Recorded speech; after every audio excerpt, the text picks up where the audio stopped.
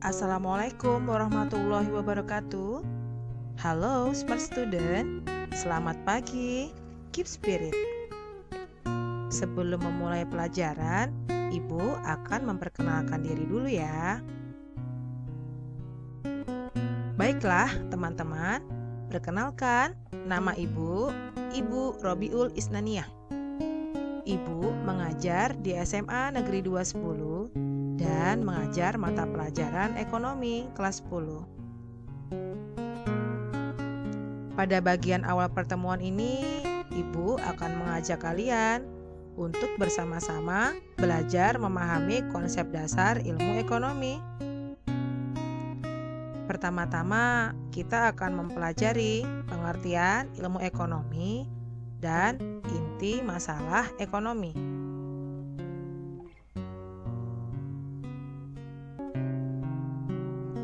Dalam pengertian ilmu ekonomi, kata ekonomi merupakan kata yang tidak asing bagi kita semua karena sering kita dengar dan gunakan dalam kehidupan sehari-hari. Contohnya, golongan ekonomi lemah, kesulitan ekonomi, atau pertumbuhan ekonomi. Kata ekonomi berasal dari bahasa Yunani, yaitu oikonomia, yang artinya manajemen rumah tangga. Asal katanya adalah oikos, yang berarti keluarga atau rumah tangga, dan nomos, yang berarti peraturan, aturan, atau hukum. Seiring dengan perkembangan zaman, masalah ekonomi saat ini merupakan masalah publik. Masalah ekonomi menjadi bahan pembicaraan banyak orang, mulai dari warga biasa sampai para politikus yang membuat anggaran serta menetapkan berbagai kebijakan fiskal dan moneter. Karena masalah ekonomi telah menjadi perhatian publik, lahirlah ilmu ekonomi.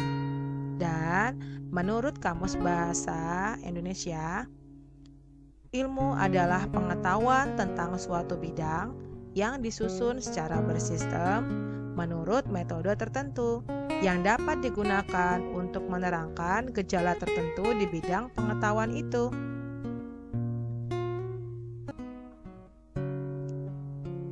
Teman-teman, ada yang tahu nggak sih siapa nama tokoh ekonomi di bawah ini? Nah, baiklah, Ibu akan menjelaskan siapakah nama tokoh ekonomi tersebut. Teman-teman, tokoh ekonomi tersebut bernama Paul Samuelson. Bapak Paul dilahirkan pada tanggal 15 Mei tahun 1915 di Gary, Indiana, Amerika Serikat. Nama lengkapnya adalah Paul Anthony Samuelson. Bapak Samuelson meraih gelar Bachelor of Art dan Master of Art dari Universitas Chicago pada tahun 1935 dan 1936. Pada tahun 1941, Bapak Samuelson meraih gelar Doctor of Philosophy dari Universitas Harvard. Bidang-bidang ekonomi yang ditekuni oleh Bapak Samuelson meliputi ilmu ekonomi kesejahteraan, keuangan publik, ekonomi internasional, makroekonomi, dan teori konsumen.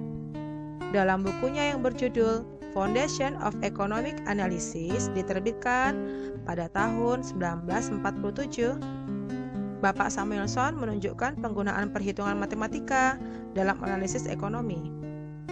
Bapak Samuelson juga mengembangkan matematika ekonomi loh untuk menganalisis masalah-masalah di berbagai bidang seperti perdagangan internasional, transportasi, dan pemasaran, serta strategi kompetitif di bidang bisnis dan pemerintahan.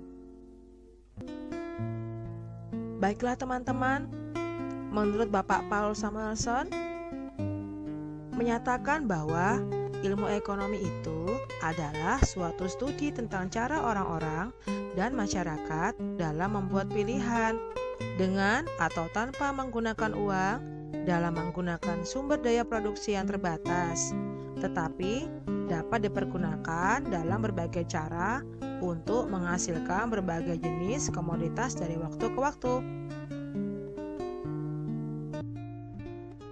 Oh iya teman-teman, jangan lupa ya, ketika menggunakan sumber daya yang tidak terbatas untuk memenuhi kebutuhan kita, hendaknya kita membiasakan diri untuk kreatif dan bertanggung jawab. Selain itu, kita hendaknya membiasakan diri untuk ingin tahu kira-kira mana saja yang menjadi pengganti sumber daya yang terbatas tersebut. Dengan pembiasaan ini, kita telah mulai menerapkan ilmu ekonomi dalam diri kita. Baiklah teman-teman, untuk pengertian kelangkaan sendiri adalah kondisi di mana manusia memiliki sumber daya ekonomi yang terbatas untuk memenuhi kebutuhan yang tidak terbatas.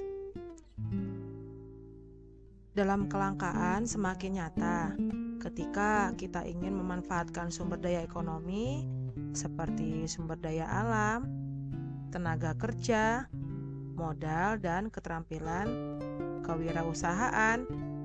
Sumber daya alam digunakan dalam proses industri dan jasa. Sumber daya alam, misalnya tanah, merupakan sumber daya ekonomi yang langka karena jumlahnya relatif tetap. Sedangkan kebutuhan terhadap tanah terus bertambah. Selanjutnya, kelangkaan sumber daya alam juga berpengaruh terhadap rantai persediaan lokal maupun global. Contohnya, pabrik kertas di Serang yang membutuhkan bahan bakar minyak untuk menjalankan proses produksi, sulit memenuhi kebutuhannya akibat persediaan bahan bakar minyak di Indonesia yang menipis.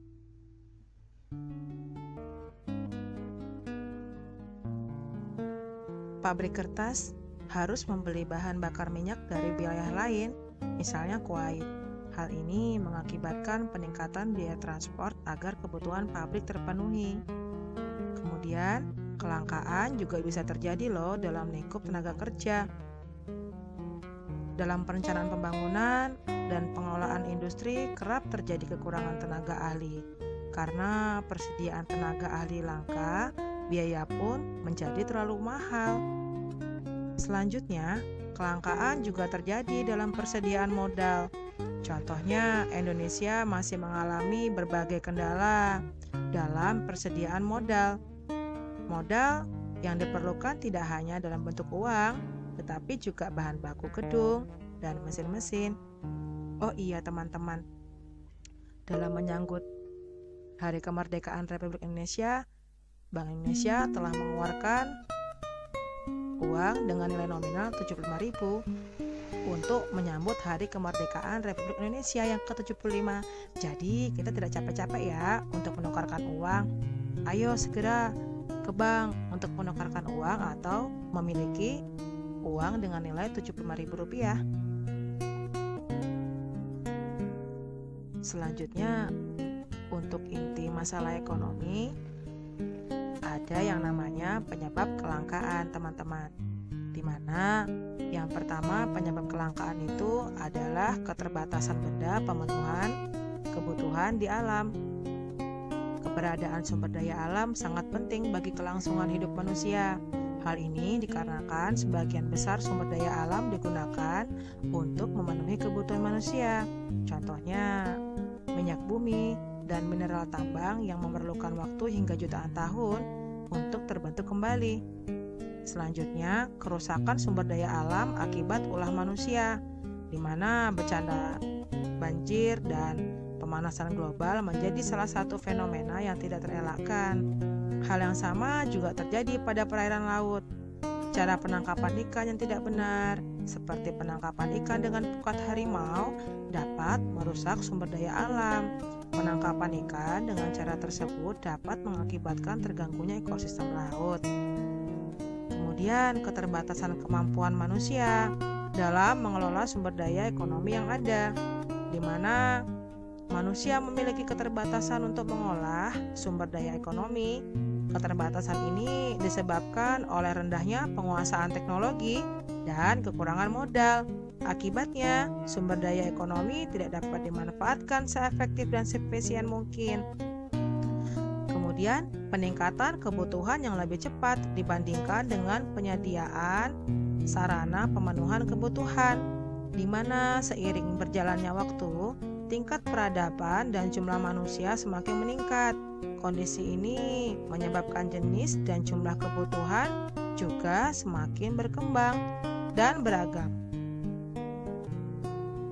Di lain pihak, produksi atau penambahan alat pemenuhan kebutuhan belum dapat memenuhi kebutuhan yang ada, sehingga terjadi kelangkaan, teman-teman. Oh iya, teman-teman. Kelangkaan alat pemenuhan kebutuhan adalah masalah ekonomi yang paling mendasar.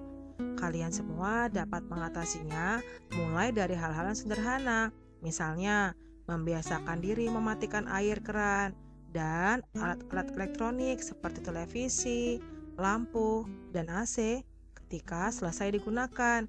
Kebiasaan kecil ini akan membentuk sikap peduli lingkungan dan tanggung jawab kalian semua. Diingat ya.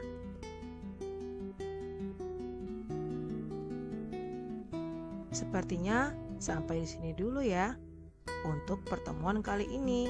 Ibu harap kalian mudah untuk memahami dan mengerti inti dari permasalahan ekonomi. Kita bertemu lagi di pertemuan yang selanjutnya. Salam Smart Student, keep spirit. Assalamualaikum warahmatullahi wabarakatuh.